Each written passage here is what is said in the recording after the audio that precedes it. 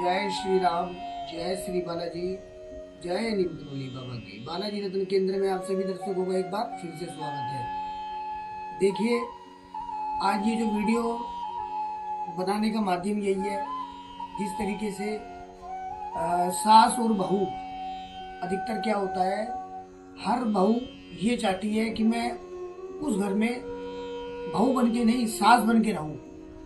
और बहुत सी बहू ऐसी है जो घर में आने के बाद ना तो सास की सेवा करती, ना तो ससुर की सेवा करती। घर में आने के बाद उल्टी सीधी पट्टियां पढ़ाती हैं पति को। उससे फिर पति घर में लड़ाई झगड़े कलेश, सास ससुर को दो वक्त की रोटी ना देना और सास ससुर का अपमान करना, उनका सम्मान नहीं करना। और मंदिरों में जाते हो पूजा करने के लिए, शिव जी पे जाते हो जल चढ़ाने के लिए। तो देखिए, भगवान कभी ये नहीं कहते या शिव ये नहीं कहते कि सास ससुर का अनादर करो और शिवलिंग पे आके जल चढ़ाओ। ऐसा कहीं नहीं लिखा हुआ, किसी ग्रंथ में, किसी शास्त्र में नहीं लिखा हुआ, ना ऐसा कहीं वर्णन है। भगवान केवल एक ही चीज कहते हैं, जिस नारी ने, जिस स्त्री ने अपने सास और ससुर की यदि मन से, आत्मा से, दिल से यदि सेवा करी है ना और कर रही है, तो ये समझ लो उनसे, उससे बड़ी भाग्यशाली नारी कोई नहीं है संसार में। आज के समय में सबसे पहले बहू जैसे घर में आती है, वो ये देखती है घर में कितनी प्रॉपर्टी है, किसके किसके नाम है, कितनी दौलत है, कितनी शोहरत है, कितने जेवरात हैं। ये सारा कुछ मुझे कब मिले, कब इनको घर से निकाले और घर की मालकिन मैं बनूं। घर की चाबी भी मेरे पास होनी चाहिए, घर का जो भी कुछ हो राजपाट सब मेरे हाथ में होना चाहिए। अब ऐसा क्यों करते हैं? एक बात बताइए, इस संसार में जो भी भगवान का दिया हुआ है वो सब यही रहेगा, आपके साथ कुछ नहीं जाने वाला है। मगर कहते हैं लालसा कभी मन की समाप्त नहीं होती। आप अपने पतियों को पेट भर के भोजन दे रहे हो और सास ससुर भूखे बैठे हैं, तुम उन्हें दो रोटी नहीं बना के खिला रहे हो, चार गालियां देते हो, चार बातें सुना देते हो, डांट देते हो, उनके वस्त्र नहीं धोते हो, उनकी सेवा नहीं कर रहे हो। वो बेचारे बाहर दूसरे व्यक्तियों से जाके बताना पड़ता है कि भाई उसकी तो बहू ऐसी है, सास कहती है उसकी बहू ऐसी है, मेरी बहू ऐसी है, मेरी बहू ऐसे कर रही है।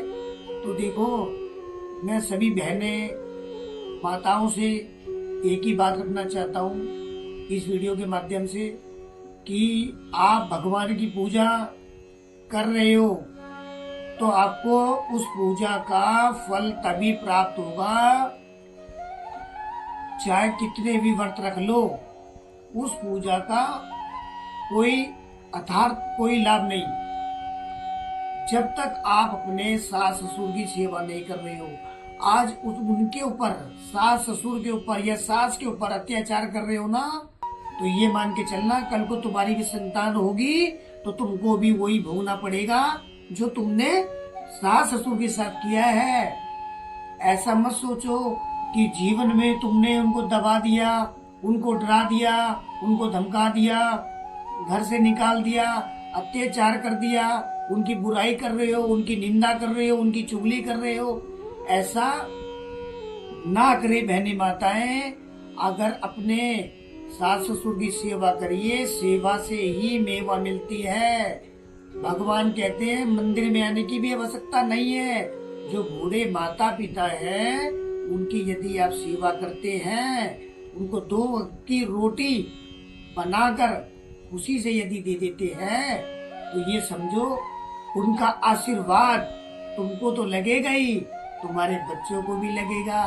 बच्चे फलेंगे फूलेंगे भी। यदि सास ससुर की यदि बद्दुआ लेओगे तो जीवन में तुम तो डूबोगे, परंतु वो तुम्हारे बच्चों को भी भोगना पड़ेगा। ये ध्यान रख लेना, क्योंकि दिल से दी हुई बद्दुआ कभी खाली नहीं जाती है। और दिल से यदि कोई भी बड़ा बुजुर्ग आशीर्वाद देगा तो ये समझ लेना वो जीवन के अंदर वैसे ही भगवान उसमें कृपा कर देते हैं वैसे उसको भक्ति का फल मिल जाता है, क्योंकि भगवान केवल मन देखते, मन के विचार देखते, मन की अच्छाइयां देखते, आपकी नीयत कैसी है, आप किस नीयत से उस घर के अंदर आए हैं। आज 4 दिन आपके विवाह को हुए, आप आते घर में लड़ाई झगड़े कलेश शुरू कर देते हैं। इस तरीके से कोई भी बहने माता ना करे। सास ससुर की आप सेवा करें, मेरे तो हाथ जोड़ के की निवेदन है, क्योंकि ऐसी सेवा बार बार प्राप्त नहीं होती। ऐसी सेवा किसी सौभाग्य होता है उसी को प्राप्त होती है, क्योंकि किसी के पास तो सास ससुर ही नहीं है, बताइए वो किसकी सेवा करे। मगर मैं तो आपसे एक ही चीज कहूंगा, आप अपने सास ससुर की बात माने, उनकी सेवा करें, उनको 2 वक्त की रोटी सुबह शाम दे, उनका कहना माने, लड़ाई झगड़ा ना करें, क्लेश ना करें। और जो भी उनके पास धन दौलत प्रॉपर्टी है वो साथ में ना लेके कोई आया है ना लेके जाएगा। जो भी कुछ है वो तुमको ही देके जाएगा। मगर तुम चाहते हो हम घर में आए हैं, सारा कुछ हमारे नाम कर दे, हमें मिल जाए, या तुम्हारे लड़की के माता पिता इतनी बात भड़का देते हैं, बेटी का घर खराब कर देते हैं, भड़काते हैं, बैठा लेते हैं, मैं किराने नहीं देते हैं उसको। इस तरीके से ना करें।